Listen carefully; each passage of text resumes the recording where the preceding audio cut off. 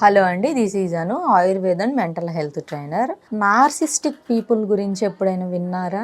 లేదు అంటే ఇలాంటి వాళ్ళు మీ రిలేషన్లో ఉన్నారా? లేదు అంటే లైక్ రిలేషన్ అంటే నాట్ ఓన్లీ మ్యారిటల్ రిలేషన్స్, మీ కొలీగ్స్లో కానీ, నైబర్స్లో కానీ, మీ చుట్టాలల్లో కానీ, మీ బంధువుల్లో కానీ, లేదు అంటే మీ ఫ్రెండ్స్లో కానీ, లేదు అంటే మీ పార్ట్నర్ కానీ, మీ తల్లిదండ్రులు కానీ, సో ఎవరైనా ఇలాంటి నార్సిస్టిక్స్ మీ దగ్గర ఉన్నారా? అయితే విందాం మనము. అసలు ఈ నార్సిస్టిక్ పర్సన్స్ ఎలా ఉంటారు అండ్ ఈ నార్సిస్ట్ని మనం ఏం చేస్తే వీళ్ళతో మన లైఫ్ హ్యాపీగా ఉంటుంది, అసలు నార్సిస్టిక్స్ల మైండ్ ఎలా ఉంటుంది అని మనం మాట్లాడుకుంటే విందాం.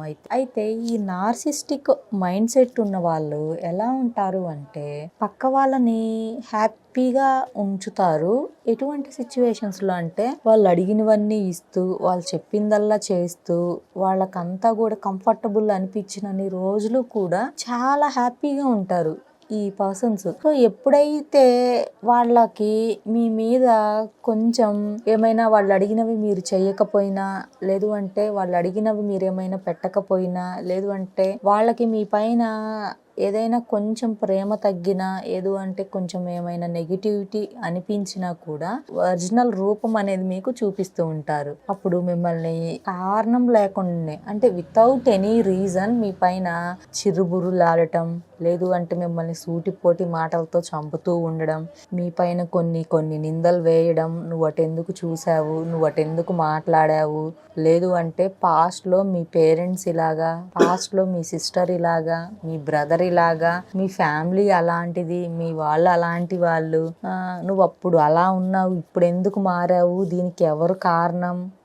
అనవసరమైన మాటలతోటి, అనవసరమైన బ్యాక్గ్రౌండ్స్ తోటి, అనవసరమైన విషయాలతోటి వీళ్ళు మనిషిని మానసికంగా అండ్ కొంతమంది అయితే ఫిజికల్లీ కూడా ఇబ్బంది పెడతారు. అంటే శారీరకంగా కూడా కొట్టడం, తిట్టడం, అనుమానించడం, లేదు అంటే ఓవర్ సెక్షువల్గా వీళ్ళని ఇబ్బంది పెట్టడం, ఏడిపిస్తూ ఉండడం, ఇలాంటి పర్సన్స్ ఇలా ఉంటారు. సో ఇటువంటి నార్సిస్టిక్ పర్సన్స్ ఎలా ఉంటుంది అంటే వీళ్ళతోటి లైఫ్ కానీ, చుట్టరికం కానీ, బంధుత్వం కానీ కొన్ని సందర్భాల్లో ఎందుకు ఉంటున్నాము అని కూడా కొంతమంది కొన్ని కాంప్లెక్స్ కండిషన్స్ లో అనిపిస్తూ ఉంటుంది. అండ్ ఇలాంటి సిచ్యువేషన్ లో ఉమెన్ ఆర్ మెన్, అంటే not only women, like men అండి, మగవాళ్లే ఇలా ఉంటారని నేను చెప్పడం లేదు, ఆడవాళ్ళకు కూడా సేమ్ ఇప్పుడు నేను చెప్పిన ఈ సిమ్టమ్స్ అన్ని, ఇటువంటి హ్యాబిట్స్ అన్ని ఆడవారిలో కూడా ఉంటాయి. అయితే ఈ సిచ్యువేషన్ లో ఇటువంటి నార్సిస్టిక్ పర్సన్ తో రిలేషన్ ఉన్నప్పుడు ఉమెన్ కానీ మెన్ కానీ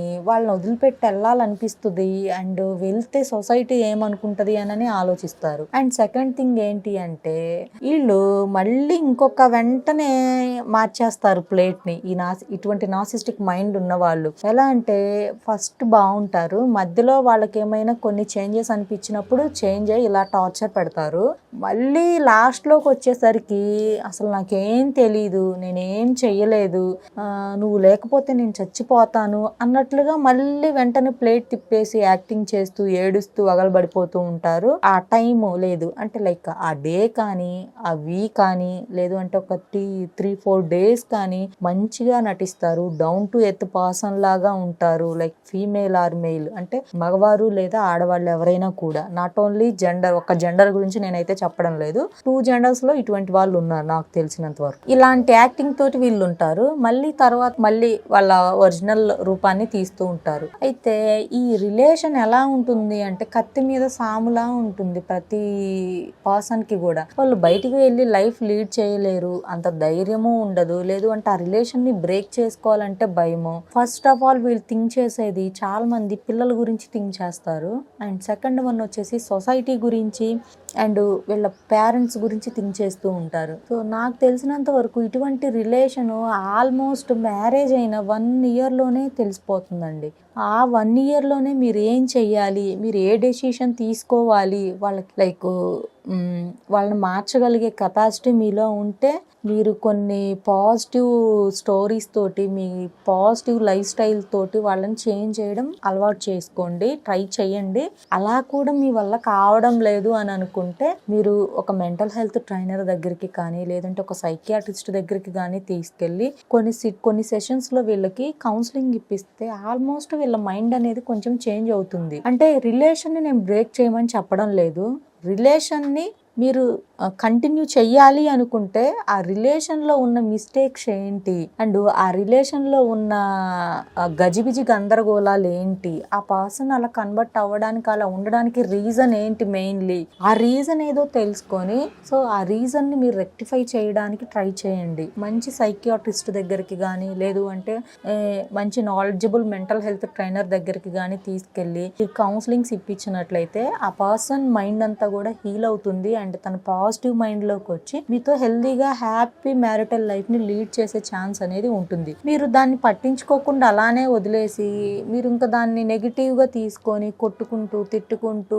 కోర్టులకు వెళ్ళి డివోర్సెస్ తీసుకొని ఇలా చేస్తే ఆ రిలేషన్కి అర్థం అనేది ఉండదు. అయితే మరి ఇవన్నీ ఎందుకు అని ఈ కోర్టులు కేసెస్ ఇవన్నీ మరి ఉండకూడదు, ఇవన్నీ ఎందుకు అంటున్నారు కదా. మరి ఏ కండిషన్స్లో తీసుకోవాలి అంటే, ఒకటి మీకంటూ అక్కడ ఏమీ లేనప్పుడు, మీ వాల్యూ 0 ఉన్నప్పుడు కెన్ గో. అండ్ ఇంకొకటి వచ్చేసి మీ ప్రాణానికి ఏమైనా థ్రిటనింగ్ ఉన్నప్పుడు, అంటే మీకు ఏమైనా ప్రాణహాని ఉన్నప్పుడు, మీకు అక్కడ ఎటువంటి వాల్యూ లేనప్పుడు, మీ బ్రతుకు అనేది అక్కడ ఒక బానిస కన్నా ఘోరంగా ఉన్నప్పుడు అండ్ మిమ్మల్ని ఒక మనీ వెపన్ లాగా వాడుకుంటున్నప్పుడు, అంటే మీరు ఒక డబ్బునిచ్చే ఒక ఇంధనం లాగా వాళ్ళ ఫ్యామిలీలో ఉన్నప్పుడు, లేదు అంటే ఒక పని చేసే ఒక పర్సన్కి ఒక పని మనిషి లాగా మిమ్మల్ని చూస్తున్నప్పుడు, ఎన్నిసార్లు మీరు ట్రై చేసినా వాళ్ళలో మార్పు లేనప్పుడు మీరు ఈ డెసిషన్ తీసుకోవడం. అలా కాకుండా చిన్న చిన్న వాటికి మీరు విత్ కౌన్సిలింగ్స్ తోటి మెంటల్ హెల్త్ ట్రైనర్స్ దగ్గరికి వెళ్ళి సైకియాట్రిస్ట్ దగ్గరికి వెళ్ళి మంచి కౌన్సిలింగ్స్ తీసుకుంటే కొన్ని నార్సిస్టిక్ మైండెడ్ పర్సన్స్ చేంజ్ అయ్యే ఛాన్స్ 100% ఉంది. సో ఎవరికైనా దీని గురించి ప్రాపర్ ట్రీట్మెంట్ కావాలి, కౌన్సిలింగ్ కావాలి అంటే